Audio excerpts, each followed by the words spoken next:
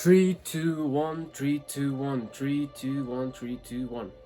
It is 3:12 p.m. Oh, hold on. Okay. It is 3:08 p.m. the 20th of February 2025. What you are hearing probably as a background music is Star Wars Knights of the Old Republic 2. Spy, DOS, the Sith Lords. And I've only played an hour and a half. I am still aboard the mining vessel, or the mining the asteroid mining ship vessel facility, and I gotta say, it's been really good. And I mean, I guess you remember that I wanted to play The Witcher. I did want to play The Witcher, and I do want to finish The Legend of Zelda: Ocarina of Time. But well, because I'm doing all the development and all that stuff, I'm writing a lot. I'm writing a lot and designing a lot. I'm not. I have not touched Unreal Engine in a while. That's good. It's good to rest from it. But basically, I'm still like hella busy. And when I just need to rest, mentally, I just go and do exercise. I go on my bike, I go on a walk, I go and play basketball, everything or something like that. That shit's fucking beautiful. That is wonderful. But when I'm just burnt out, and my head and my brain, and I just cannot think of anything more to write, anything more to design, anything more coherent to make for the video game, which is usually like in the late night, like 1 a.m., 2 a.m., or less, 12 a.m. to 1 a.m. in the night. That is the time where I can just boot very, very fast and very, very effortlessly Knights of the Old Republic, KOTOR. And I gotta say, I do remember that I've played Knights of the Old Republic 1, and that I had to install a mod to make it widescreen, I think, because it was all squared. It natively recognizes the resolution, and I just play on my laptop. And damn, the controls are okay. The combat is, it's something. It's not bad. It's not good, but I like it. It hasn't failed me. The difficulty is fair. I do wonder if it'll get easier, and if it does, I'll probably like make it harder, because come on, I need a challenge.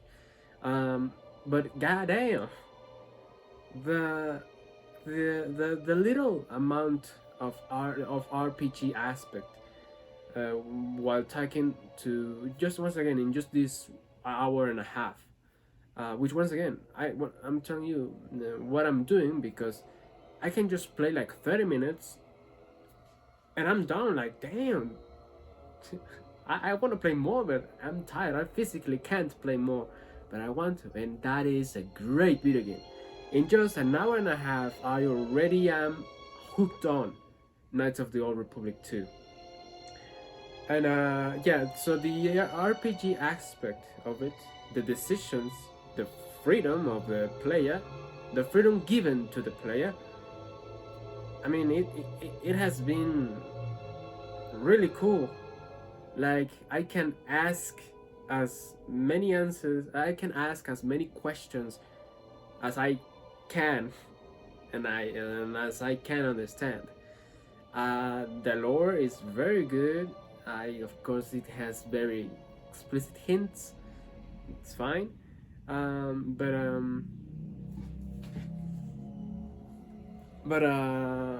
damn, I've just released the prisoner from the mining complex, from the asteroid. Once again, I'm still there. Um, and there and I found something that I think is, of course, made entirely on purpose. And if I'm right, please let me know. And if you have played the Knights of the Old Republic, I just want to know. You know how I play games. I just play them. I know nothing about them. That's it. I just play them. If I figure something out, I want to share it.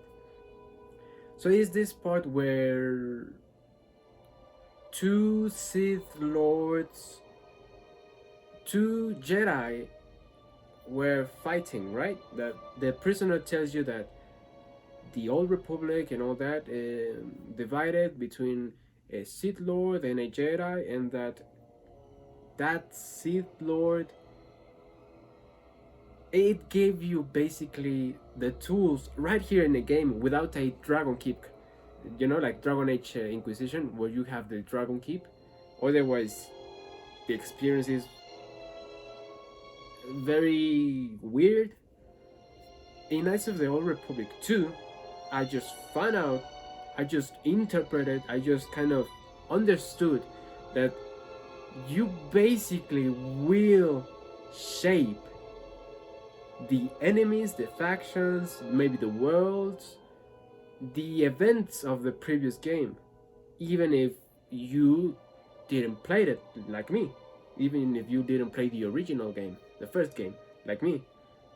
And if that is the case, like I, for example, went for a redemption, for a redeeming Sith Lord, and more like a mistake that ended up like it ended up. It was a mistake and it had to end. I basically talk to the prisoner like that. And if it, once again, if it has that level of just freedom and immersion, and of course and that level of accessibility for new players like me, bro, I'm gonna shit my pants if that's true. Like, if that's, of course I don't want that like to be overwhelming, but for example, yes, if the main villain, if a main character which was in the first game is brought into this second one, and I haven't played the first game, and there is no Dragon Keep or there's no Mass Effect save backup, then okay, if you allow me to basically shape these characters into what I want to be, into that role-playing experience that I want to be, and of course, because it's role-playing, you can always play it back and things are gonna be fucking different. If Knights of the Old Republic is that in-depth and is that good, I'm gonna shit my pants and need them, because what is like a 2004 game, it looks very good. It sounds, the music sounds very good, the effects are okay, the gameplay is fine, but if the story is a complete masterpiece, oh my god, I just and even more, if I can, once again, when a good story, when a good game is truly good, and you have the ability to retain information, you can just play a video game for like a whole month or maybe 2 months and finish it with a, I don't know, maybe like a 50-hour mark or maybe like a 40-hour mark. If it's that long, that would be perfect. I don't want to be that like really long. But if it is that long, and by the end of the day, I remember everything I did, and I'm glad that I played that experience. Okay, I was saying that if Knights of the Old Republic 2 is truly that good, that masterpiece from 2004, I mean, it costed me like $2-3, I think, or maybe I bought a pack. I think I bought the pack. With it, with the Knights of the Old Republic 1 and 2, maybe for like $5. Once again, the more great, the more good, great, and masterpieces of games I play for an extraordinary value on PC, the more I play those same games with a good value on Nintendo Switch, the more I need to make a great video game at a fair price, because I want to make a lot of video games, and to do that you need to pay people, and to pay people a good pay, because they're gonna work hard, and you need them to work hard and to be reliable. So you need to pay them good, and to pay them good you need money, and when you make money, well, you need to make money. So man, I'm just dreaming of maybe in 5 years. I'll say 5 years is a damn good deal, where I just publish my third game, whilst the first game, which is the one I'm currently working on, suddenly drops the price across